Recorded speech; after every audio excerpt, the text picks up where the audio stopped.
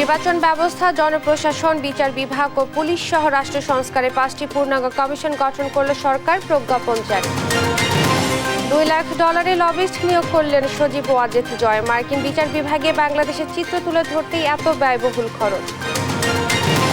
সাবেক খাদ্যমন্ত্রী সাধারণ রাজধানীর বসুন্ধরা থেকে গ্রেপ্তার। হত্যাকাণ্ডে তার বিরুদ্ধে একাধিক মামলা, আদালতে তোলা হবে আজ। একের পর এক বেরিয়ে আসছে অরিয়ন গ্রুপের অনিয়ম, দুর্নীতি, মতিঝিলের সিটি সেন্টার নির্মাণের লিড কোম্পানির সঙ্গে চরম জালিয়াতি।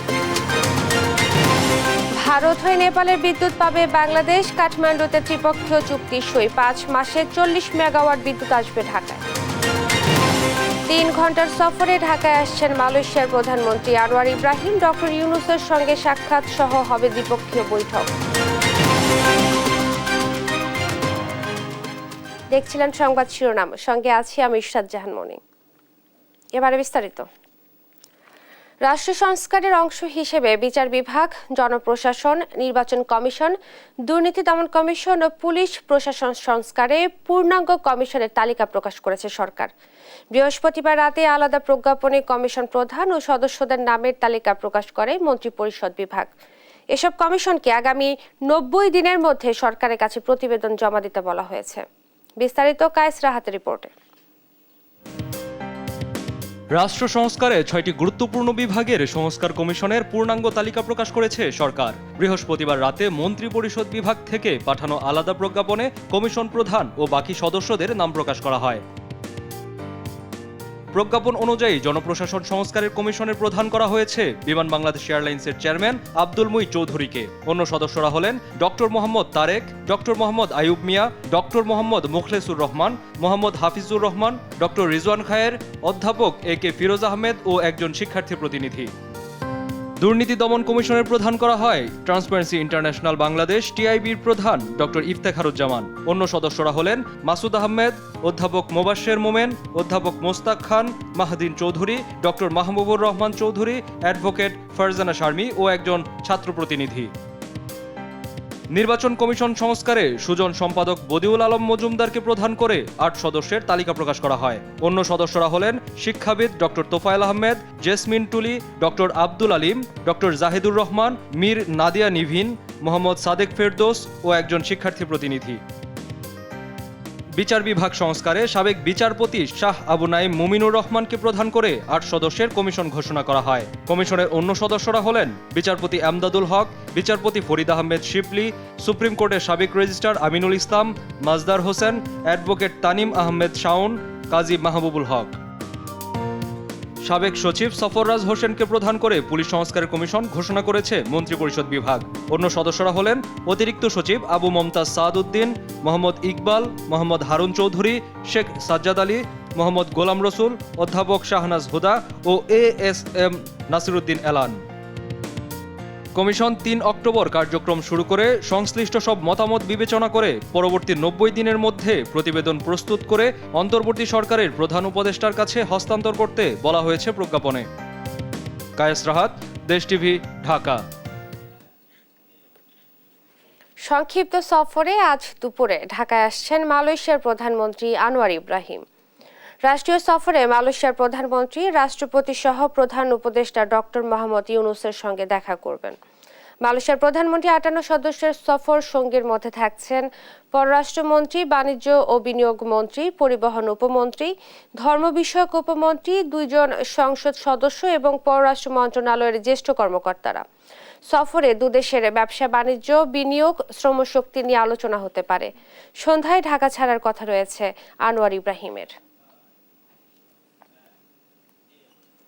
$2 লাখ বিনিময়ে যুক্তরাষ্ট্রের লবিস্ট নিয়োগ করেছেন হাসিনার ছেলে সজীব ওয়াজেদ জয়।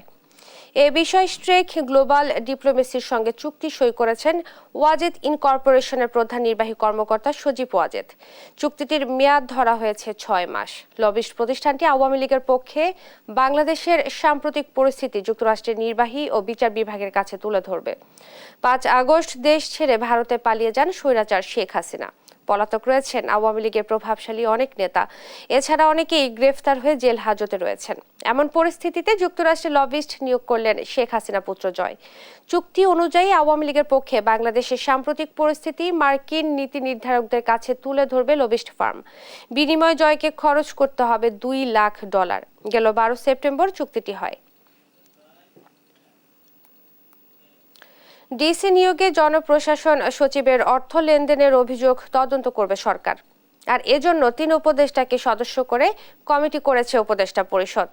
জানালেন যে সমাজ কল্যাণ উপদেষ্টা শারমিন এস মুর্শিদ। তবে এ নিউজকে ভিত্তিহীন বলে দাবি করেন অভিযুক্ত জনপ্রশাসন মন্ত্রণালয়ের সিনিয়র সচিব মুখলেসুর রহমান। তৌফিক মাহমুদ মুন্নার রিপোর্ট। সম্প্রতি জেলা প্রশাসক নিয়োগ নিয়ে সচিবালয়ে বিশৃঙ্খলা দেখা দেয়। এই ঘটনায় 17 জন উপসচিবের বিরুদ্ধে ব্যবস্থা নেওয়ার ঘোষণা দেয় জনপ্রশাসন মন্ত্রণালয়। এরপর ডিসি নিয়োগ নিয়ে খোদ জনপ্রশাসন সচিবের বিরুদ্ধে ঘুষ দুর্নীতির অভিযোগ ওঠে। বৃহস্পতিবার সকালে এ বিষয়ে কথা বলেন জনপ্রশাসন সচিব। নিজেকে নির্দোষ দাবি করে সংবাদটি ভুয়া বলে জানান তিনি। আমার মোবাইলটা হলো স্যামসাং, আপনার নোটের যে শো করেছে সেটা হলো আইফোন। দেখেন, আইফোনকে আমি ব্যবহার করি স্যামসাং। ওনারা কে কি দেখালো ওনাদেরকে জিজ্ঞেস করবেন হোয়াট ওয়াজ দ্য ডায়লগ। আমি এটা কিছুই জানি না। আমি এই সম্পর্কে if I say less it is better. আমি মধ্যবিত্ত পরিবারের মানুষ। আমার সরকার যে টেলিফোন দিয়েছে সেটাও আমি ব্যবহার করি না। আপনারা যারা জানেন আমার আগের যে নাম্বার সেটাই আমি ব্যবহার করতেছি সরকারিভাবে। বিকেলে নিজ মন্ত্রণালয়ে শারদীয় দুর্গোৎসব নিয়ে সংবাদ সম্মেলনে আসেন সমাজ কল্যাণ উপদেষ্টা। কথা বলেন ডিসি নিয়োগ ইস্যু নিয়েও। দুজন আমাদের জানান ডিসি নিয়োগ নিয়ে সাম্প্রতিক ঘটনায় 3 সদস্যের কমিটি করা হয়েছে। Course concern. এটা কি কথা? এটা তো অবশ্যই কনসার্ন। কেন কনসার্ন হবে না?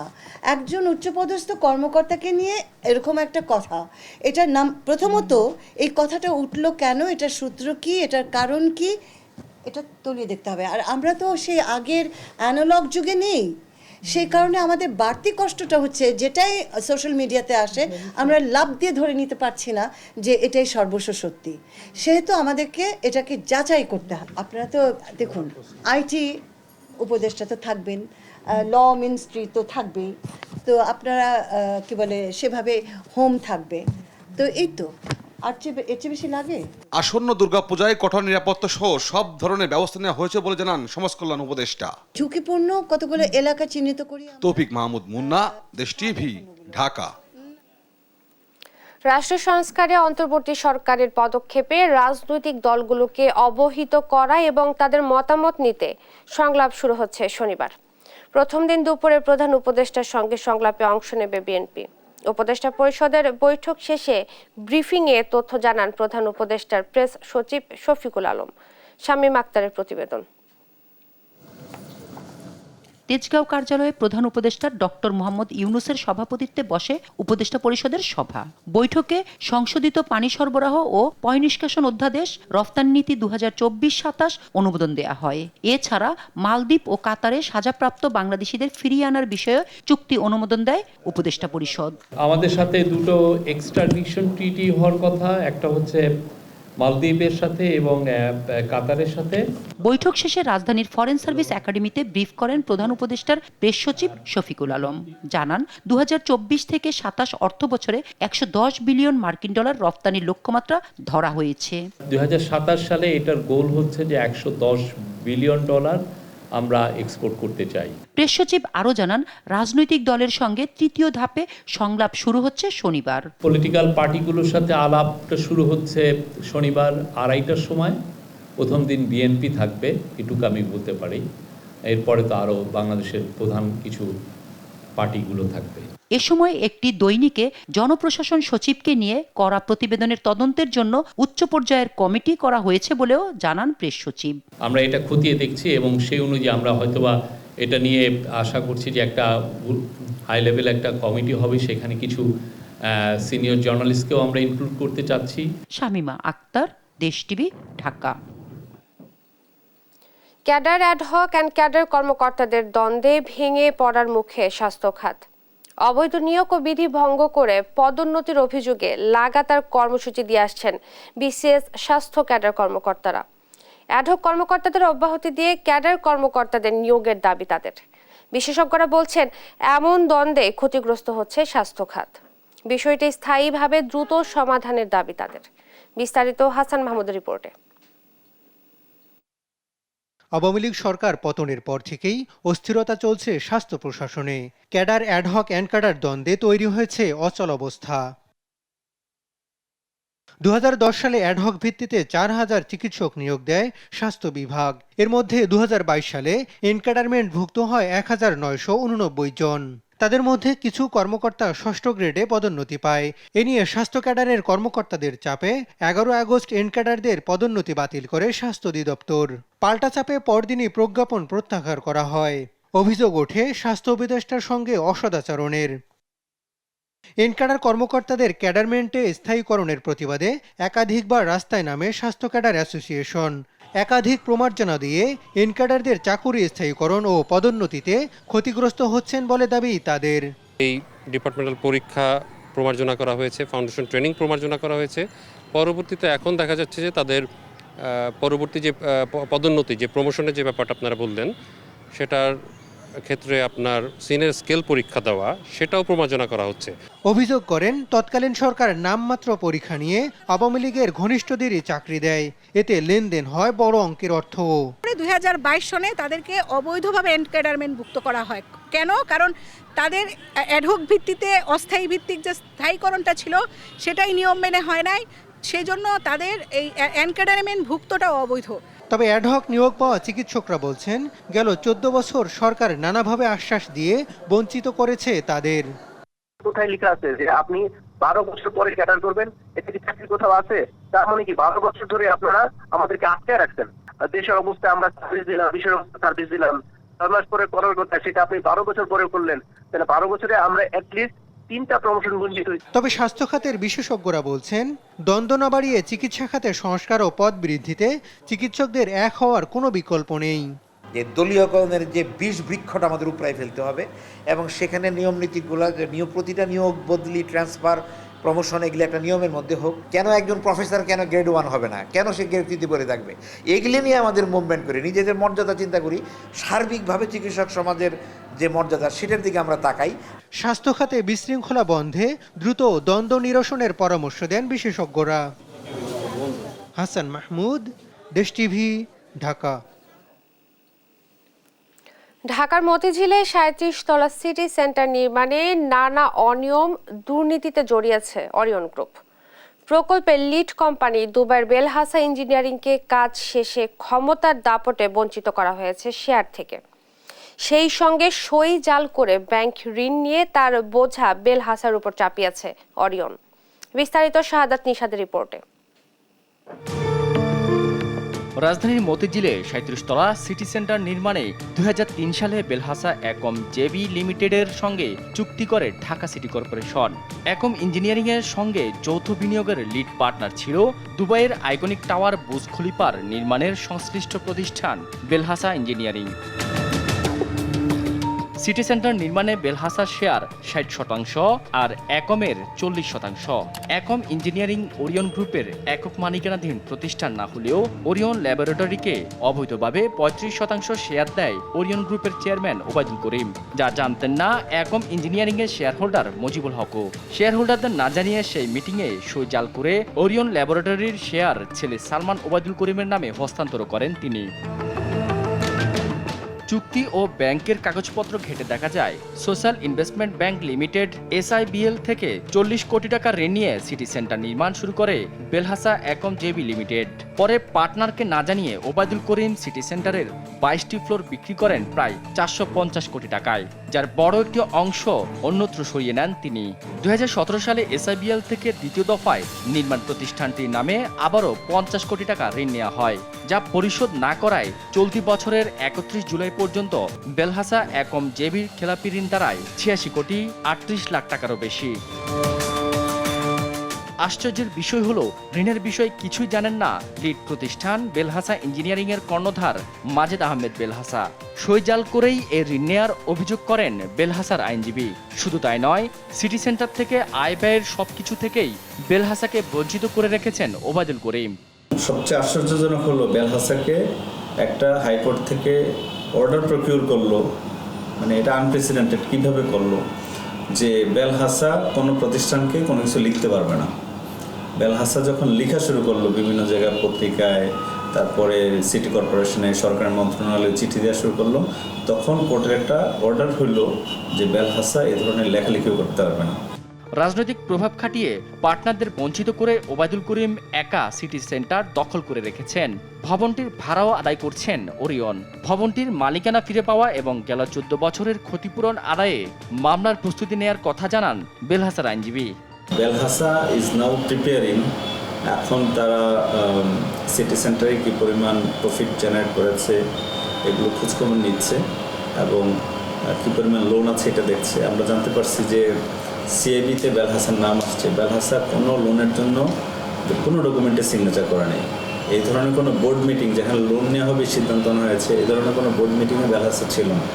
ক্ষমতার দাপটে সাধারণ মানুষের অর্থ চুষে খাওয়া ওবায়দুল করিমের মতো লোকদের কারণেই বাংলাদেশে বিদেশি নামকরা প্রতিষ্ঠানগুলো বিনিয়োগ বিমুখী হচ্ছেন বলে জানান এই আইনজীবী।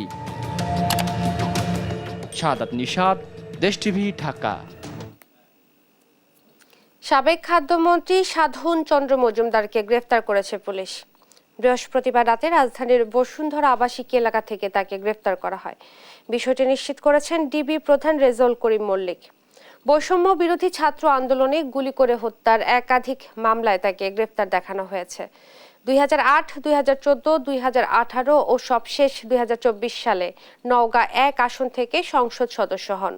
সবশেষ 2018 থেকে 24 সাল পর্যন্ত দায়িত্ব পালন করেন খাদ্যমন্ত্রীর। স্বৈরাচার শেখ হাসিনার আমলে আলোচিত আয়না ঘরের প্রমাণ পেয়েছে গুম কমিশন। তবে ঘটনাস্থল পরিদর্শনে গিয়ে কোনো ভুক্তভোগী বা বন্দীকে পায়নি তারা। কমিশনের 13 কার্যদিবসে 400 অভিযোগ পাওয়ার কথা জানিয়ে কমিশন প্রধান জানান, বেশিরভাগ অভিযোগই এসেছে র্যাব, ডিবি, সিটিটিসি, ডিজিএফআই এর বিরুদ্ধে। অভিযুক্তদের কমিশনে তলব করা হবে বলেও জানান তিনি। আরও জানাচ্ছেন নাফিয়া ফারজানা। আয়নাঘর শব্দটা যতটা সাদামাটা ততটাই রহস্যময়। শেখ হাসিনা সরকারের পতনের পর প্রকাশ্যে আসে স্বৈরাচারের বন্দিশালা। আওয়ামী লীগের শাসনামলে আলো বাতাসহীন কক্ষে আটকে রাখা হতো গুম হওয়া মানুষদের। প্রতিরক্ষা বাহিনীর কাউন্টার টেরোরিজম ইন্টেলিজেন্স ব্যুরো পরিচালিত গোপন আটক কেন্দ্রের নাম আয়নাঘর। এখানে কমপক্ষে 16টি কক্ষ রয়েছে, যেখানে একসাথে 30 জন বন্দী রাখার সক্ষমতা রয়েছে। আয়নাঘরটি ঢাকা সেনানিবাস এলাকায় বলে জানা যায়। 2009 সালে ক্ষমতায় আসার পর থেকে রাজনৈতিক প্রতিপক্ষ, সরকারের সমালোচক ও ভিন্ন মতাবলম্বীদের দমনে বিচার বহির্ভূত হত্যা, গুম-খুনের মতো ঘটনা ঘটিয়েছে আওয়ামী লীগ সরকার। ধারণা করা হয় বিগত সময়ে গুম-খুনের অনেক ঘটনার সাক্ষী এই আয়নাঘর।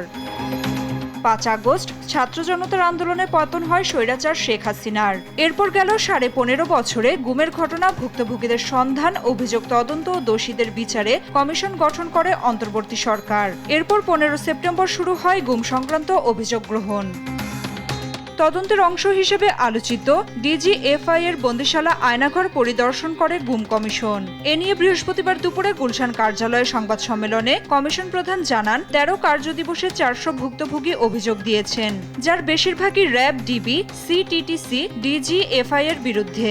আমরা আমাদের কাজ করে যাচ্ছি এবং মানুষের অনেক রেসপন্স পেয়েছি। আমাদের ফর সাবমিশন অফ কমপ্লেইন্টস আমাদের আর্লিয়ার ডেডলাইন বা টাইমলাইন ছিল আপনার 30 সেপ্টেম্বর। টাইমলাইনটা আমরা এক্সটেন্ড করে আপ টু 10 অক্টোবর 2024 করা হয়েছে। আয়নাঘর থেকে ফিরে আসা আমান আজিম সহ সশরীরে 75 জন ভুক্তভোগী অভিযোগ করেছেন। যাদের বিরুদ্ধে অভিযোগ ও তথ্য প্রমাণ পাওয়া যাচ্ছে তাদের তলব করবে কমিশন। ডিজিএফআই এর আয়নাঘর ও সিটিটিসির ইন্টারোগেশন সেল পরিদর্শনে গিয়ে কোনো বন্দী পায়নি গুম কমিশন। নাফিয়া ফারজানা, দেশ টিভি, ঢাকা। ভারত হয়ে নেপালের বিদ্যুৎ আসবে বাংলাদেশে। বৃহস্পতিবার নেপালের রাজধানী কাঠমান্ডুতে ভারত ও নেপালের সঙ্গে ত্রিপক্ষীয় এক চুক্তি সই করেছে বাংলাদেশ।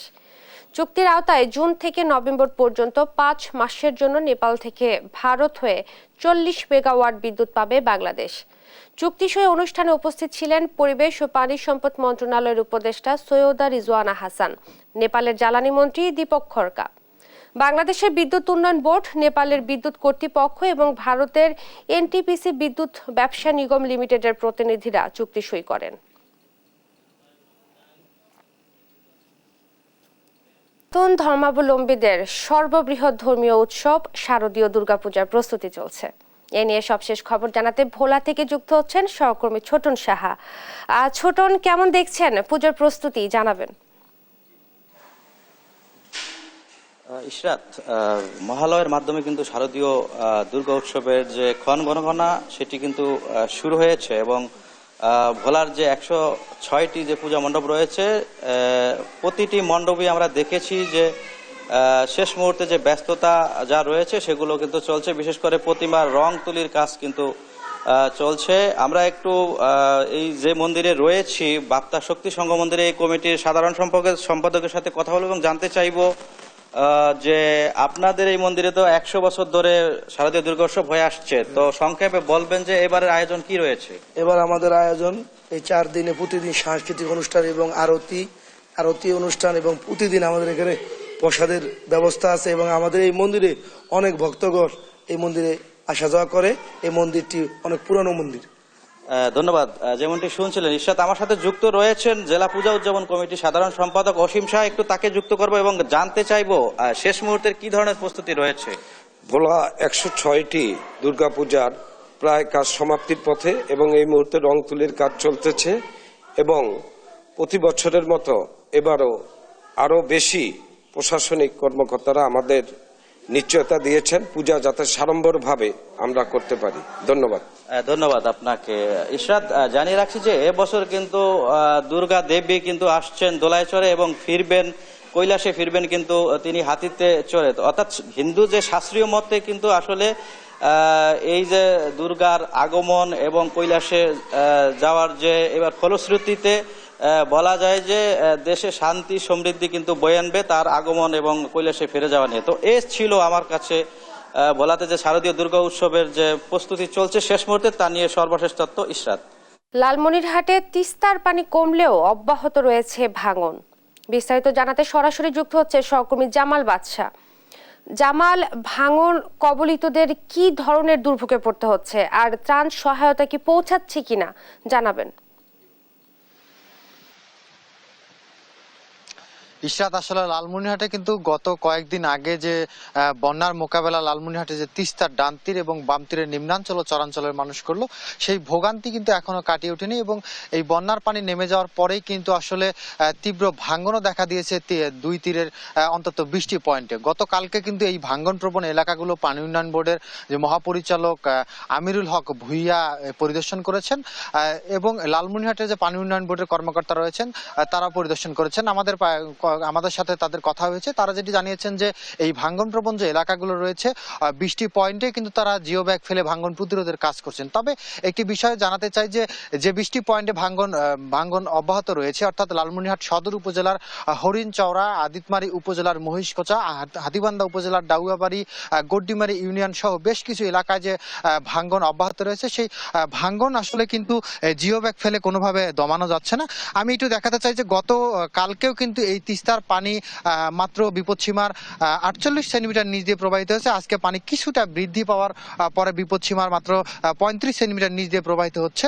নদী বর্তমানে কিছুটা শান্ত রয়েছে, এতে কিন্তু গতকালকের থেকে আজকে তুলনামূলকভাবে ভাঙ্গন কিছুটা কমেছে। তবে ভাঙ্গন পানি আরো কমার সাথে সাথে কিন্তু ভাঙ্গন আবারও তীব্র আকার ধারণ করবে। সব মিলিয়ে আমি যেটি বলতে চাই যে তিস্তা যে নদী গর্ভ রয়েছে সেটির পানি ধারণ ক্ষমতা কমে আসার কারণে কিন্তু আসলে অল্প পানিতে বন্যা এবং পানি নেমে যাওয়ার পরে কিন্তু আবার ভাঙ্গনের সৃষ্টি হচ্ছে।